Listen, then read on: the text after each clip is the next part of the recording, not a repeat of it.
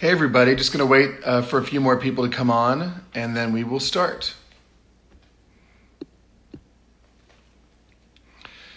Hey everybody, this is the seventh episode of Duke's Download. Thank you to all of you for your support. So far, it's been amazing, the response that we've gotten for the last six episodes. And today I am thrilled that we have Juan Pablo de Pache, who is an incredibly talented actor and singer and the star of Fuller House, with us. He has sent me a request to join, and it is connecting. Make sure the sound is up here.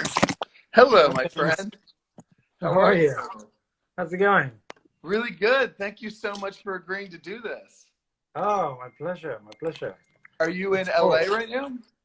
yeah, I'm in LA. I've been here forever now. I feel like I've been here for 35 years.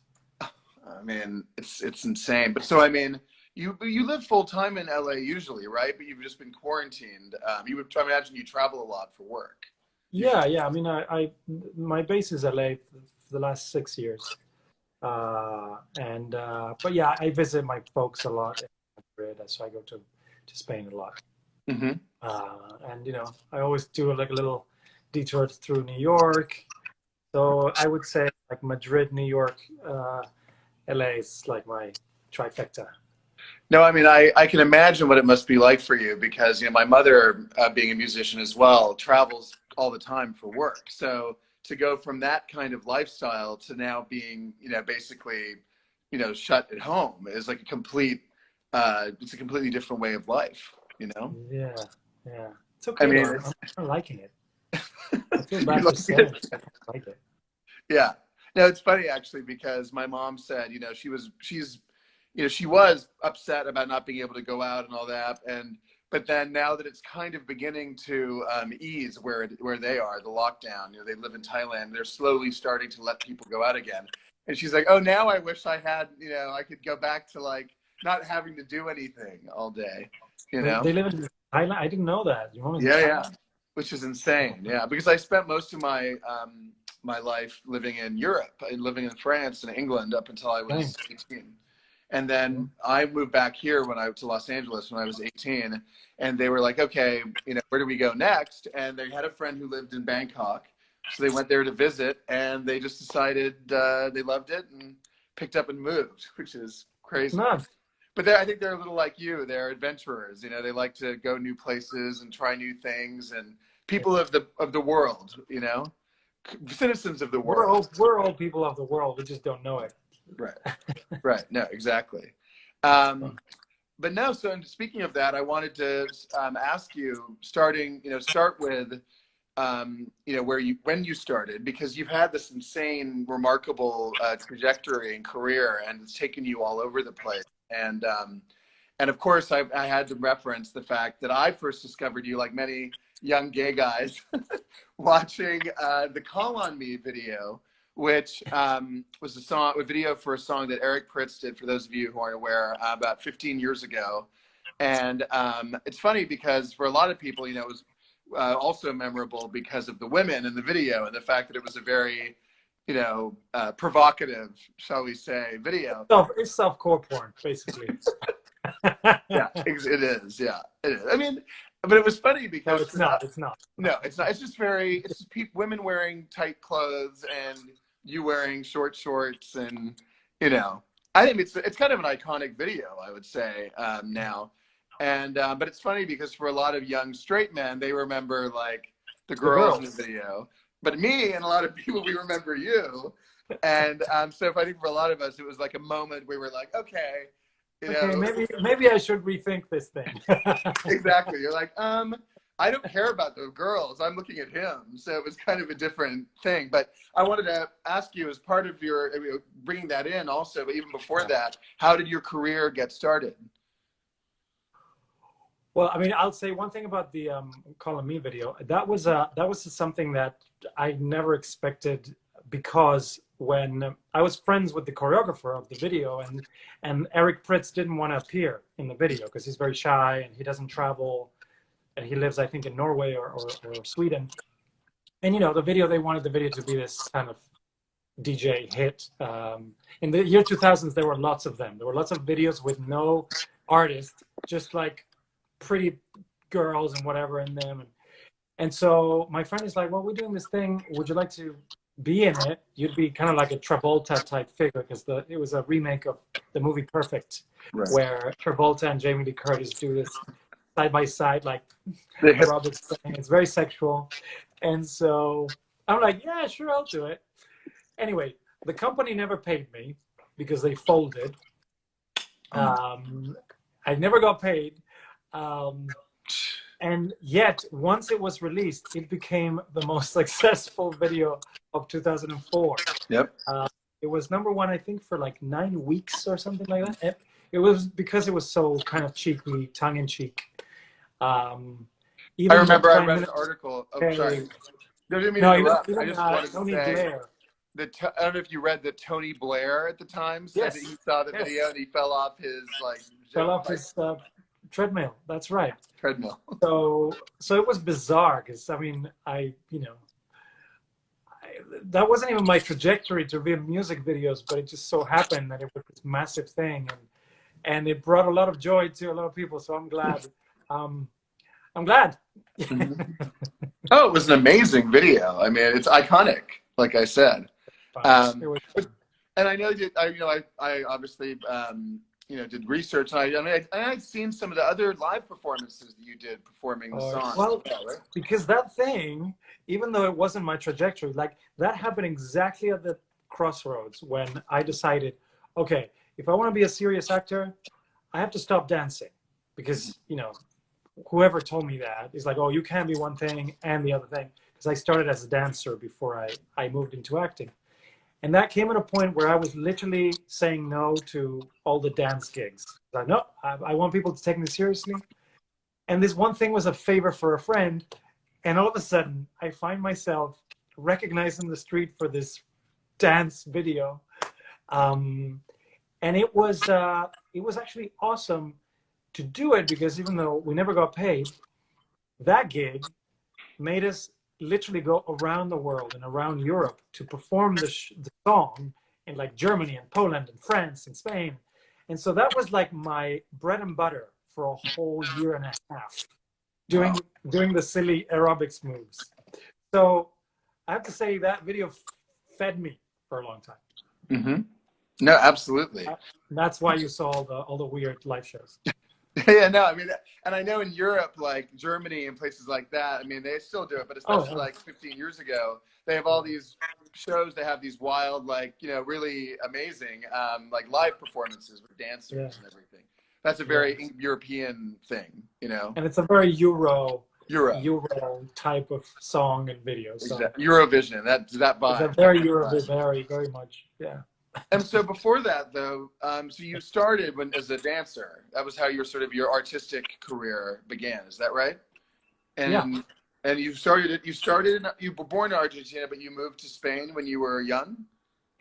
Is that right? Yeah. So we moved to Spain only for 2 years when I was 12, and then went back to Argentina. Then I was really depressed in Argentina. I was a teenager. I wanted to leave. I had experienced a little bit of Europe, and I really wanted more. I just loved Europe. For some reason, I really connected to Europe. And so I got an awesome opportunity to finish high school in Italy, in the United World College, which is, have you heard of it? Yeah, absolutely. Yeah. And so, I finished high school there. And when I finished high school, I said, okay, if I want to be a performer, at the time, a dancer, where do I go? And I went to London to finish, like to study dance, and that took me into singing and acting, and that turned into television, and and then it was. And was your family supportive of that decision? Because I know you posted a beautiful picture of your mother for Mother's Day, which was gorgeous. But was your family encouraging of your artistic pursuits? Yeah, well, my mom is like yours, my mom's a painter. I grew up in a house where art was welcome and loved and supported. So yeah, I was very lucky that I never encountered, I have to say though, because my first love was drawing, and you know, my mom was quite proud that I was going to follow in her footsteps. The day I called her and I said, "Mom, I think I want to be a dancer instead." She was like, "Eh, what?"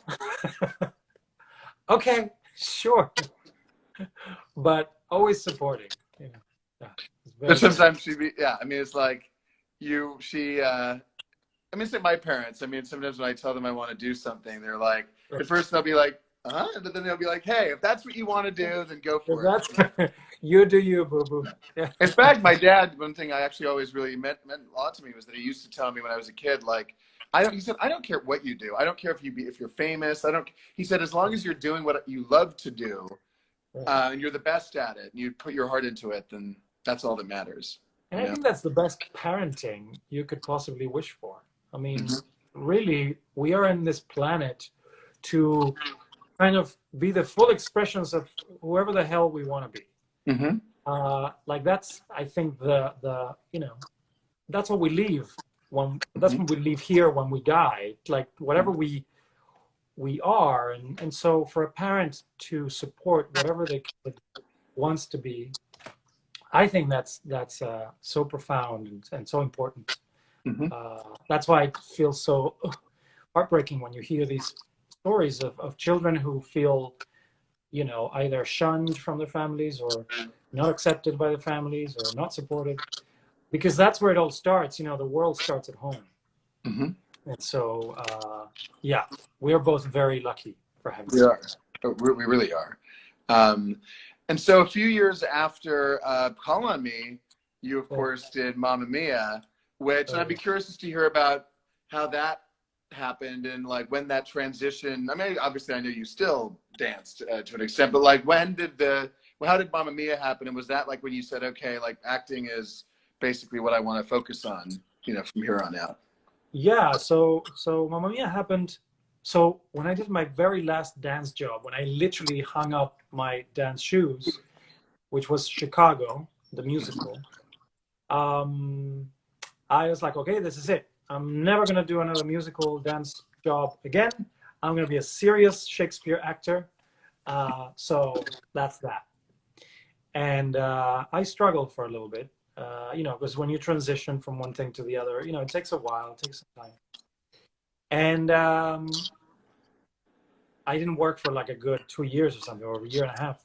So I was doing photography to pay the rent. I was teaching.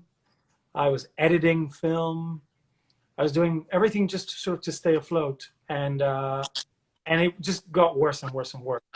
And so got to a point where I had like 5 jobs at the same time. One of them was I was waiting tables at a roast dinner restaurant in Richmond. No, sorry, Chiswick. Chiswick, yeah. You know Chiswick? I do. I lived in England for a few years, so yeah. Oh, you did? Oh yeah, in London, in fact, yeah. So London's amazing. I'm aware. And so I was waiting tables, and I get a call from my agent while I'm the worst. I was the worst waiter in the world because I would literally, I couldn't have like 2 plates, one in each hand. And I remember I get a call while I was waiting tables from my agent saying, I don't know what this is about, but Philip Lloyd, the director of Mamma Mia, you know, they're in town, they're shooting in Pinewood Studios. They already started rehearsals. And she called us to meet you. They want to meet you, just you, for something. And I was like, huh? Okay. Yeah, sure, I'll be there. So the next day I'm there with Philip Lloyd, and she basically just sitting in her office, and she's like, I've seen you. No, a friend of mine saw you in Chicago, and I need a character in the film that is Greek, that is the love interest of Colin Firth. And most of you don't talk, so he doesn't have a speaking role, but all of your sequences would be with Meryl Streep and Colin Firth. So I don't need to audition you because you're what I'm looking for. Wow. If you want it, it's yours. Wow. And I mean, stuff like that does not happen. That's about as incredible as it gets. I mean, yeah, pretty much. It was unreal. And it was worth every bit of, you know, sweat and tears before that I went through, just trying to be an actor, because I think I was still on my way. You know, I was still kind of wanted, and it was thanks to Chicago, my dance job, that got me that job. So it was amazing, and you know, the whole experience was magical. Just the other day, I was looking at old clips of shooting it, and it was pretty awesome, because it felt like none of those actors, you know, like the Julie Walters and Christine Baranski and Pierce Brosnan and Colin Merrill, it didn't feel like they were working. It felt like they were having a blast. It was like you know, three couples on holiday, and then this whole crew behind them, and they translated that to the film and to the show. So it was awesome to be part of that. No question. Did you actually shoot did you shoot your scenes at Pinewood, or was it all shot at Pinewood? Okay. No, it was like 70-30. I mean, it's not the location, obviously, but yeah, but your scene was shot at Pinewood. No. I went both to Greece and Pinewood. We all traveled to Greece. Amazing. To do of course. Lay or Your Love or Me. We did Does Your Mother Know in Greece, and we did something else. We did like 3 numbers in Greece. Oh yeah, You Can Dance. Dancing Queen. Dancing Queen was in Greece because it was, you know, they had to see the sea and the island and stuff. And then we did the wedding, like walking up the wedding, that beautiful rock that we all walked up. And she did The Winner Takes It All in Greece, but everything else was in London. Many people don't know that, you know, like I always grew up because my dad would talk about Pinewood Studios being like a big Bond fan as well. And that Pinewood is kind of a legendary, iconic place to, you know, to shoot. So. Oh my God, yeah. Well, the stage that we shot Mamma Mia was called the 007 stage. Wow. So all the James Bond films were there. And Batman was there. Alien 1, 2, 3, 4 was there. Wow. Yeah, it's kind of amazing, Pinewood Studios. Incredible. Yeah. And so then you said 5 or 6 years ago, you moved to Los Angeles. And soon after that, you got cast in Fuller House, right? So it's been on air for what, about 4 years now? 3 or 4 years? Fuller House, or? Yeah. 5.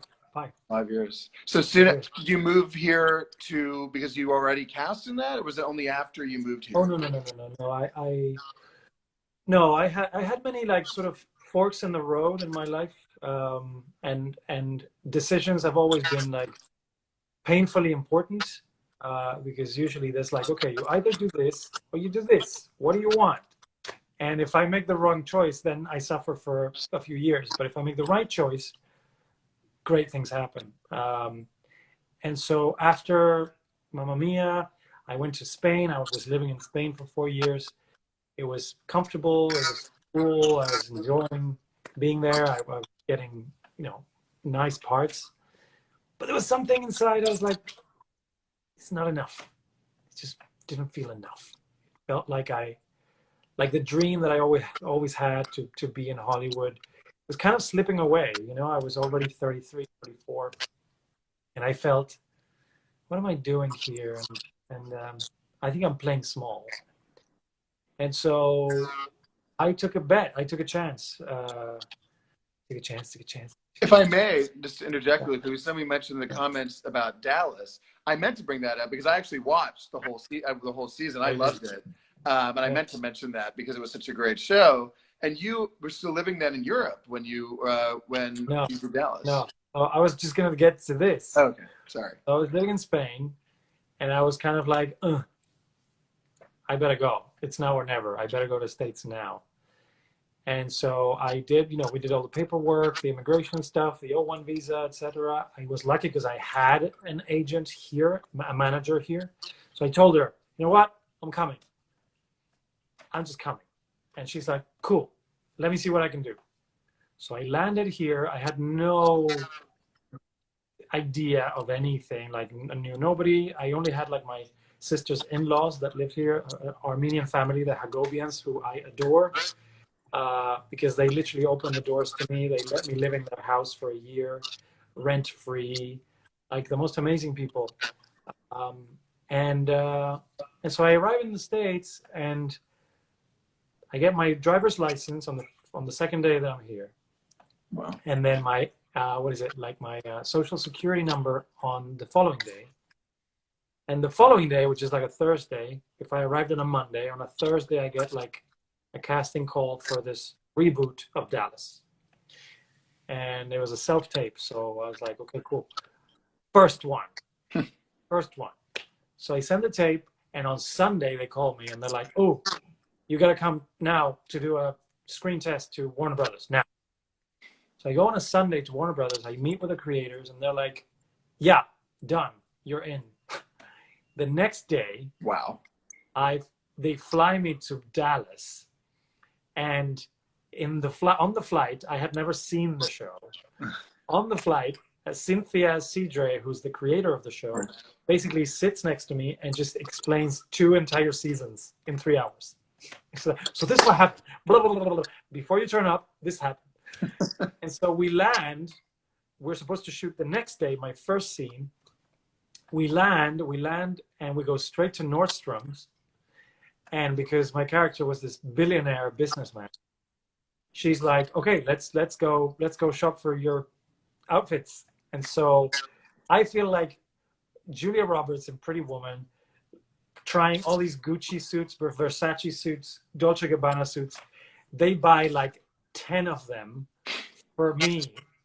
And the next day I'm on my new suit, my new job, giving, all these characters. First scene, I have to like give them shit. Sorry, can I say shit? No. Oops. Anyway, I have to give them hell to all of these like Sue Ellen, and Patrick Duffy and all these amazing actors, and I'm going, I'm crapping my pants, and it was amazing. It was just, and everything because I said, you know what, it's now or never, and it paid off. Absolutely. It's funny because one of my very close friends, my current roommate, in fact, who was an obsessive fan of Dallas from the old show. So when the new one came on, we were like, okay, we got to watch this, and watched every episode. It was brilliant, and you were brilliant, and I wish it had continued, but you did a fantastic job. Yeah. Well, do you remember that Chris? Was it Chris? The character Chris? Well, do you remember who played him? Was it? Yeah, Desperate Housewives. Jesse or Jesse? Yeah. Was it Chris? Yep. It was Chris, right? Yeah. His car explodes at the end of season 3. Remember that? His car. He gets in the car, and the car goes. And season 4, episode 1, they were going to reveal that I did that I actually killed him. But then we never had a season 4. So, wow. No, well, it stands up, and it leaves a great legacy for sure. But so you did that, and then Fuller House started like 2 or 3 years after that. Is that right? And how did that happen? Between that and Fuller House, there was Jesus Christ happened, which was a major thing. But it's okay. You're not supposed to know all my resumes. No, I do. No, I feel such a lovey. I'm like, oh, and then I did. Well, there's so much. It's hard to pack it all into half an hour. I'm like, I got to pick out the. But of course, Jesus Christ Superstar was. Not Superstar. It wasn't the musical. It was the of course, it was the show. And I wanted to talk about the Jesus Christ role in the context of your TED Talk as well, because obviously, I mean, we can do that after because that's we can go back. Yeah, exactly. Nothing. I mean, I don't know what do you want to talk about. Well, Jesus was amazing. It was a mind-blowing experience, and very transformative and very difficult, but also very fun. Like to be hanging on the cross was actually one of the most fun days of my life. I heard actors saying, "Oh, it's so painful to be there," and for me, it was like I was like a pig in shit. I was so happy. I was so happy to be there because it felt like such a defining moment. Absolutely. Of an actor's life. It's like, look who I'm getting to play. This is amazing. So yeah, it was awesome, and I loved it. But yeah, after that, I came home. I came to LA, and again, I had one of those bizarre, in life, you think when you're in a trajectory, you think that, oh, this is going to be, I'm going to go swimming now. This is going to be great. And I came back from that. I did all the press. 9 million people watched the show. And then, yeah, it was crickets for a while. And so I tried not to get myself down, but I was, yeah, I was kind of, I did 40 casts in a row. Wow. How many? 40. 40. Man. So 40. And I didn't get one of them. And I was a bit down, and I needed a break from everything, from Hollywood, from LA. So I decided to go home to my folks. And just before I go there, I had the last meeting, and that was Fuller House. And I do the thing. I'm not very good at it. I was terrible because I was a little down and a little dark. So I didn't telephone the performance, but I was just all over the place. And so I do it. I go to Spain. I land in Spain, and I get a call saying, well, Netflix wants to know if you can come back. When? Tomorrow. But I'm in Spain. They're paying for it. Oh, okay, sure. So they want to see if you're funny. They want to make sure that you're funny, because you've done all this dramatic stuff, and in your casting, you were fun, but they want to see if you're funny, like really funny. And so, yeah, I went back. I did the chemistry read with Andrea Barber. Wow. And it was. And what a contrast to having played Jesus. I mean, that's someone actually just said in the comments, like, you can do it all. You really can. I mean. Oh, thanks. I mean, but so you did the read, and then got cast, and it's been 5 years of your life now. I did the read. I was jet lagged. I went home to have a nap, and when I woke up, I had like 15 missed calls from my manager saying, "Where are you? You're in. They want you." And that was amazing. And so then they're like, "Well, we feel bad that you had to cancel your trip to Spain, and we're shooting in a week and a half. Do you want us to fly you back to Ibiza to finish your holiday?" And I was like, "Yes, I will take that." So I did. Bing, bong, bing, bong. So you could go and celebrate. I was celebrating like it was 1999. Incredible. Wow. And so yeah, 5 years. That's amazing. And so the second half of the last season is coming out next month, right? Yes. In like 3 weeks or so. Yeah. Mm-hmm. Yeah. Mm-hmm. And you know what? I don't know if you see it, but that over there is a mic. Yeah. Uh-huh. And because of the pandemic, I can't go to the studio to put my voice to my own, to Fernando in Spanish and Italian, because usually I do my own voice in the different languages. So I've been doing like the voice of Fernando the last few days for this next batch that is coming up at home. No way.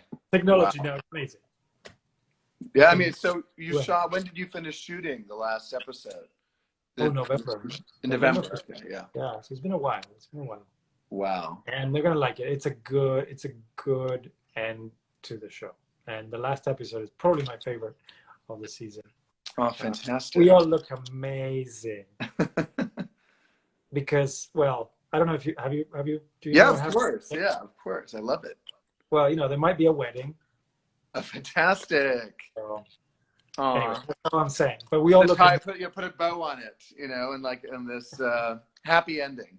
Yeah. Perhaps. Yeah. But it's Fuller House. Yeah, of course, absolutely. And so, yeah, are you sad to be leaving, or do you feel like it's good, and that like you feel comfortable with it ending, or do you wish it would continue? How do you feel about it? Well, to be honest with you, we all thought that it would have a 6th season. Somehow, from the very beginning, that was sort of like the plan, that there would be at least 6.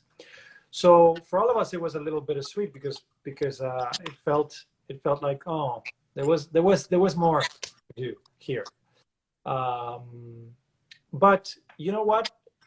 We're incredibly lucky to have lasted 5. That doesn't really happen nowadays. I mean, shows now end at 2 or 3 if you're lucky.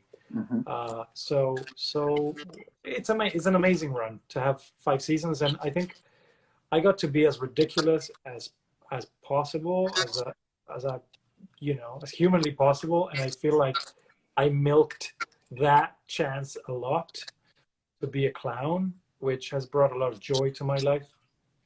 So yeah, I mean, I think I'm totally ready to take on a new adventure. That chapter is so fantastic of my life because it was actually part of a whole chapter of not taking myself seriously in general, and not caring about other people's opinions. So Fernando was almost like an antidote to really, take that chance. I think so often in an actor's life, you can fall into this sense of importance or worthiness or seriousness. People who take themselves too seriously, and it's a shame because actors we're all clowns. We're all idiots, really, idiots with a heart. And so to see an actor who takes themselves seriously, to me, it's kind of like. Absolutely. So that gave me the chance to hone in on that and to take it all out, like take out the child, the child that I am. Fernando was all that. So it's amazing. I mean, honestly, I was sitting here thinking, maybe honestly, I think you're honestly one of the few people in the business who can literally do everything and do it well. You do stage, you're a singer, you're an actor, you're a dancer. You do not only, and within drama, you do. I mean, maybe more than anyone I can think of, you have the widest range from Jesus Christ to sitcom star. It's pretty incredible. So I'm sure. I just like a challenge. I love a challenge. Absolutely. And so that actually is a good segue into the next thing I wanted to talk about, which is outside of your work, you do an insane amount of philanthropic work. And Do I? Well, I noticed, like, I mean, not only are you, I mean, not even within just animal welfare, you did the PSA for PETA, which I think is fantastic. And I know you just did a virtual concert last month for Mercy for Animals. Yeah. And I actually worked for them several years ago. Yeah, I did PR for them, and I'm still, a big supporter of the organization. I love what they stand for because, everyone talks about the dogs and the meat markets and stuff, but to really think about the chickens in the cages, those animals, is amazing, and it's so important to give I mean, I think I did for them. We did a campaign. I think it was telling McDonald's to get their shit together because they were using a type of farm that was just horrific for their chicken nuggets. And part of the pandemic, part of this, I've even though I am like incredibly in love with animals, I was still eating meat here and there. And so now I can proudly say I'm not eating meat anymore. So that's amazing. So yeah, it's been hard, very hard. It's been very hard, but well, I think did you see the I don't know if you watch Bill Maher's show, but he's like the comedian. He has this show. He did a segment a couple weeks ago about how this whole pandemic originated with wet markets and and eating animals, and so I think it's something that I know my parents are both vegans, and I know they feel very passionate about the fact that, like, people don't like to hear it, but the truth is that animal agriculture in general is really the source of so many diseases and a lot of the world's problems. And so I know you did work for Mercy for Animals, you did the PSA for PETA, and also I'm friends with Richard Ayub, who's the executive director of Project Angel Food. He's such a sweet guy. and the organization obviously does incredible work. And so how did you get involved with being on their board? And maybe you can talk a little bit about the work that that they do. Sure. Yeah. Well, Angel Food, Project Angel Food has been around, I think, since '93 or maybe earlier than that. And it came out when, like, they started it really to feed HIV AIDS patients back when no one wanted to help them. And it was basically food for them for free. It was just they would deliver the meals.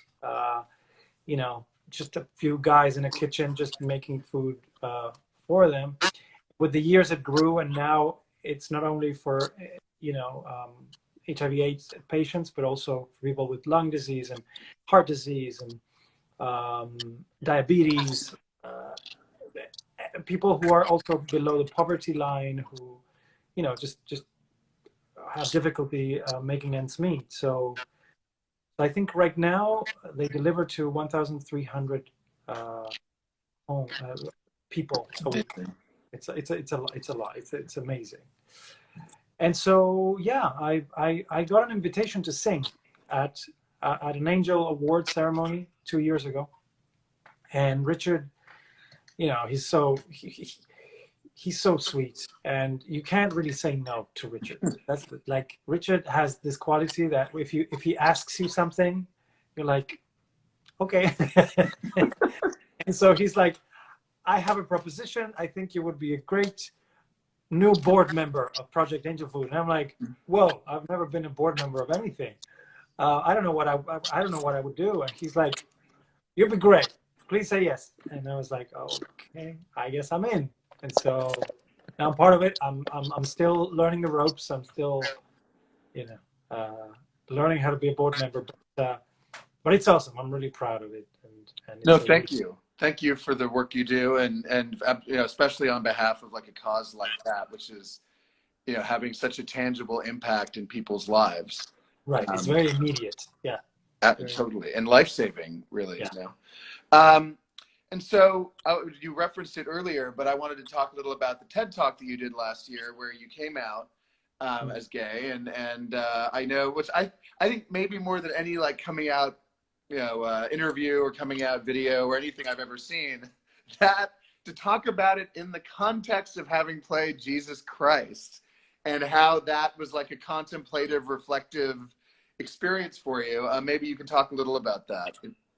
Yeah, well, I'll tell you what I'm most proud of. I'm most proud of that TED Talk, that in one 15-minute segment, I was able to talk Jesus Christ, gay, and porn. I'm very proud of that. Like I stuck. That could have been the name of the YouTube video. Like it would have been a good time. Jesus Christ, being gay and porn. That would have been good. Well, so sorry, I forgot the question. I'm so sorry. No, just about how talking. Not only did you come out, but you did it in such a unique way. Using that experience of having played Jesus. Oh, right. Well, it was really. I mean, really, the TED Talk was because I was invited by these students of the United World College in the Netherlands to talk about something. A TED Talk, which, when you're invited to do a TED Talk, it's a big deal. It's a big deal because you're like, oh, I got to talk about something that I know, that I really know, that means something to me. And so I started writing it and draft 2 and 3 and 4 and 5 and 9. And it felt like it was nice. It had a point, and I was talking about the story that we tell ourselves throughout our life and how we choose to live our own movie, because we all are protagonists of our own film. Mm-hmm. That's how I see my life, and I think it's the same for everybody. Your mother is your mother, but she's a secondary character in your own film. Mm-hmm. Right? Mm-hmm. And whatever you tell yourself that you are, whatever you tell yourself that everyone thinks of you is, whatever you say happens, right? So my TED Talk was this idea that we basically are these screenwriters in our own film. And so beware of what you write, beware of what you say, because that's what you live. And so that was in the context I wanted to put it in context of my own experience. And I was like, you know, this is what happened to me when I was a kid. I was bullied, and my only saving grace was drawing and art. And that was the, you know, the one thing that pretty much took me out of feeling completely depressed and dejected and rejected, because the word faggot just kept coming up, you know. And so I always had this kind of crusade in my mind of this word, of this concept of faggot. And so then, you know, became an actor, and you know, lo and behold, a kid who feels rejected, and rejection is the most important negative thing in his life. As an adult, he decides to be in a profession where people have to love you, and people have to accept you and applaud you, you know. So I just wanted to make the parallel of what that means. The dark is what creates the light, and without the dark, there's no light. And I think as human beings, we're always evolving, but we evolve from something that happens to us, you know. And a lot of the times, those are negative experiences. I mean, I think you only learn best, or you evolve best from the negative experiences. So it got to a point where I had this thing written, and I was like, well, but it needs a punchy ending. The story needs a punchy ending. So I just sort of put it in there almost as a joke. Like, you know, here I am, I'm playing this amazing figure that the whole, not the whole, but I mean, like, most super religious people would feel is blasphemy for anything homosexual to be close to the image of Jesus. And here I am, I'm the chosen one, playing the chosen one, and oops, I have the secret.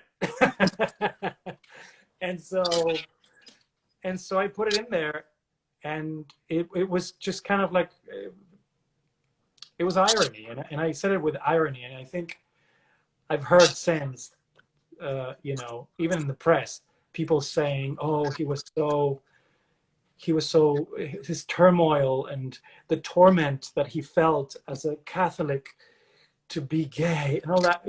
No, none of that happened. Right, because I think you did the talk in June, but they didn't even publicize the coming out aspect of it until, I think, October. So I mean, it wasn't like, that was never like the intention for you. It's not as if you went on and did a post in like a Facebook post or Instagram and said, this is my coming out. You just happened to do this event that later got posted, and then they extrapolated that information from the talk. Yeah.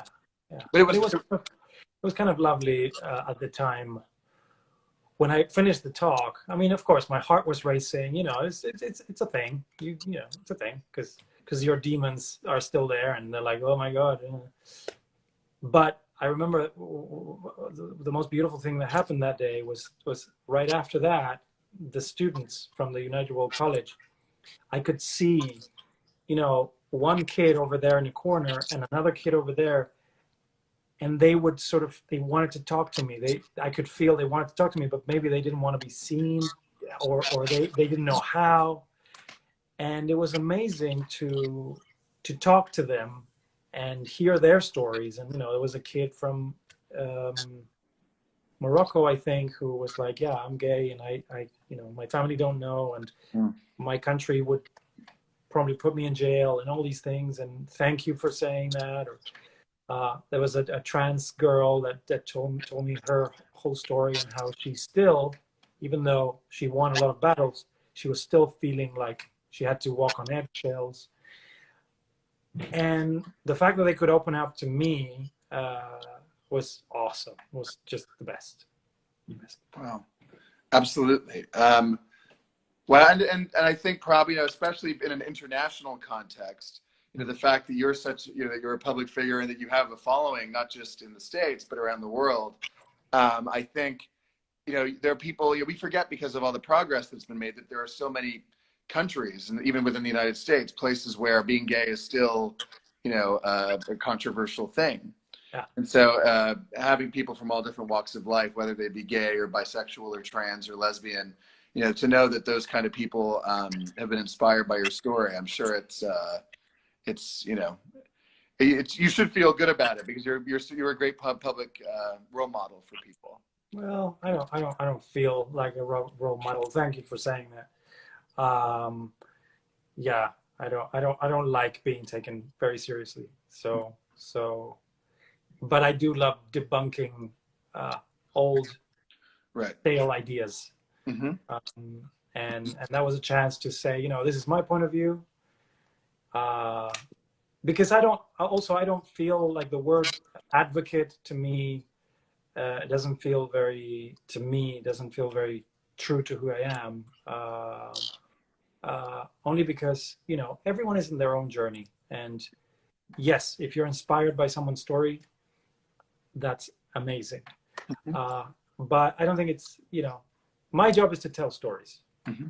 My job is to tell stories through everything I do. And that's that. So, well, just by being you, without even trying to be, an activist or an advocate, just by being honest and being open about who you are, you're making a big difference. So, well, so thank you.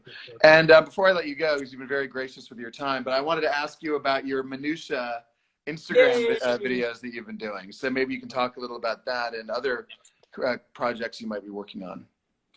Thank you. Well, yeah, Minutia is a show that I created in quarantine, because I was already gonna do a YouTube series, not this one, but I was already ready to shoot something, and then the lockdown happened, and then I found myself at home alone with all this time and computer and iPhone. And I was like, well, screw it. I'm just gonna still do something. I want to still do something, because I don't want to walk out of this quarantine without having done something new. So yeah, I came up with this idea of this neurotic character called Tomas, and he's got this really awful therapist.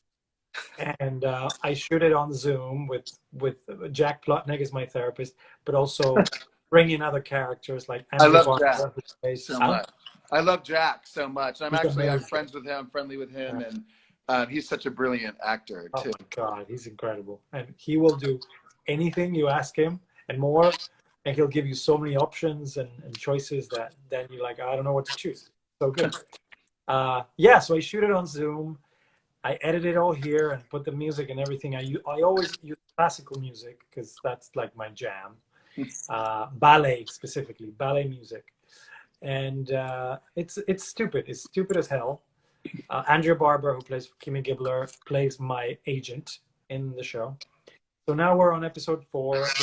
This week's gonna be episode 5. I was just writing it before you called. And yeah, it's dumb as shit.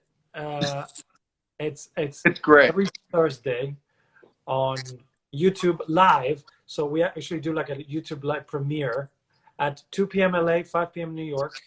All together, we get there, we watch it all together, and yeah, it's just something to bring people a bit of a silly laugh. Mm-hmm. And I love that you said you write it, star, edit yourself. You're like you're using all of your talents towards this. It's fantastic. It's exhausting though. It's great. It's great, and it's true. You're really doing a service for people, because I mean, right now people need good content, and they need things to lift them up and cheer them up, and give them something to look forward to each week. Thank you. But most of all, it just gives me pleasure to have my head occupied in a new concept every week, and to see it through from beginning to end. I think that's super important. Are you doing anything with your days where you're using parts of your brain that maybe without this quarantine you weren't using? Mm-hmm. No, I mean, I'm certainly trying. Oh, you're asking me? No, yeah, I am. I mean, that's part of why I'm doing this interview series, because there was a couple of weeks where I was sitting there going like, okay, I'm watching TV all day or going on walks, but like, what am I doing to actually, contribute and hopefully use my time productively? And I thought, hey, this is kind of something I've always wanted to do, to talk to people that I admire, or, you know, who I think are doing, you know, who are interesting and have interesting points of view. And so, yeah, same with you. I mean, I'm on my 7th episode, and so far it's got. I should have said that. I should have said that at the get-go. You are doing this. I saw the other episodes. And they're amazing. No. What am I? Yes. No. Yeah. You're doing the same. You're like creating something that then it stays there, and it's your voice, and that's cool. Right. That is cool. Well, thank you. I encourage everyone to try to do something that they're not used to doing, or that they've always wanted to do, or that they don't imagine that they have the time, or it's important. No, I mean, look, we're forced to. This is just the reality we live in. We might as well, you know, do something worthwhile during this time that we all have. Oh yeah. But no, thank you, and you know, you're such a class act, and you're very gracious to talk to me today. So no, this is thank you for asking. Thank you. Me to of course. It's been, and hopefully we can meet in person one day soon when this is all over. I know, because you live in LA too, right? I do. I live West Hollywood. So. Well, I'm like literally 8 minutes from West Hollywood. So when this is all over, grab coffee or drink or something, and I look forward to it, really. Absolutely. And good luck. Congrats on the final season. June 2nd, I read, right? June 2nd, yeah. So all of you, Fuller House, final season. And thank you so much. Have a good night. All the best. You too. Take care. Bye. Bye.